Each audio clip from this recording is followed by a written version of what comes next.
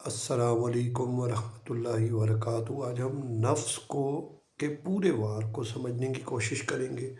नफ्स एकदम बंदे को नहीं गिराता, वो आहिस्ता आहिस्ता बंदे के अंदर एक पूरा मुआहदा कर रहा होता है, फिर उसको आदत में बदलता है।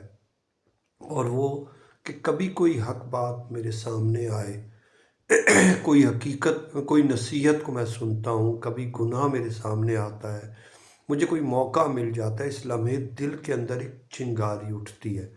और क्योंकि हक और ख्वाहिश का टकराव यहाँ से शुरू होता है। अब जहाँ ख्वाहिश अल्लाह के मुकाबले में आ रही है, और ये ख्वाहिश नाउज़ बिल्लाह फ़राइता मानिता खज़ा इलाहाहु हावा, कि आपने ऐसे शख्स को नहीं देखा जिसने ख्वाहिश को खुदा बनाया। अब ये ख्वाहिश खुदा ताला की जगह लेना शुरू। अब यहाँ पर क्या होगा, हक बात दिल में चुभेगी क्योंकि वो मेरी पसंद के ख़िलाफ़ होती है।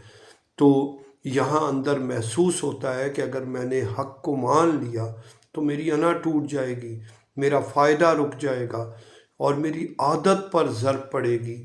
यही चुभन असल में अल्लाह ताला की तरफ से बेदारी है, लेकिन नफ्स इसे तकलीफ़ बना देता है। अब नफ्स मेरी जांच करता है। पहला जुमला इतनी सी बात है, इससे क्या फ़र्क पड़ता है। ये जुमला नफ्स की बुनियाद है। नफ्स गुनाह को छोटा बनाकर दिल के दरवाज़े में दाखिल होता है और इस जुमले में कि मान लो, तो फिर पहला सौदा हो गया। अब यहाँ से अल्लाह ताला की हुजूरी कमज़ोर पड़ी। फिर नफ्स जो दूसरा जुमला कहता है कोई देख तो नहीं रहा। यहाँ नफ्स का मकसद होता है बंदा अल्लाह ताला की हुजूरी को भूल जाए। फिर नफ्स चाहता है बंदा लोगों से शर्माए मगर अल्लाह ताला से शर्म ना करे। ये वो मोड़ है जहाँ दिल के अंदर नूर कम होना शुरू होता है। और फिर बाद में का धोखा, ये तीसरा जुमला, जब नफ्स कहता है अभी कर लो, बाद में तौबा कर लेना। ये नफ्स का सबसे कामयाब हथियार है। नफ्स तौबा को रद्द नहीं करता बल्कि तौबा को मौखर कराता है। बंदा कहता है मैं छोड़ दूंगा मगर अभी नहीं।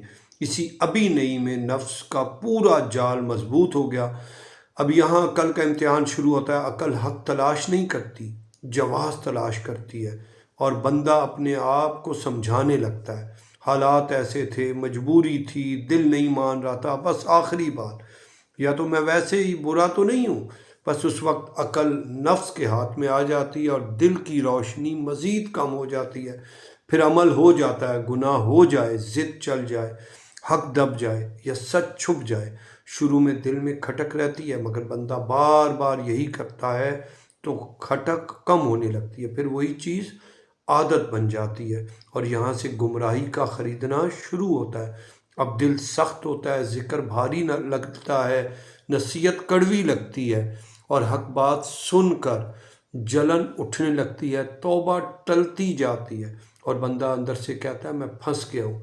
हकीकत ये होती है कि बंदा अपने छोटे छोटे इन सौदा से जो नफ्स के हाथों करता जाता है ख़ुद को पर्दे में ले आता है और इसीलिए यहाँ नफ्स का सौदा पूरा हो गया।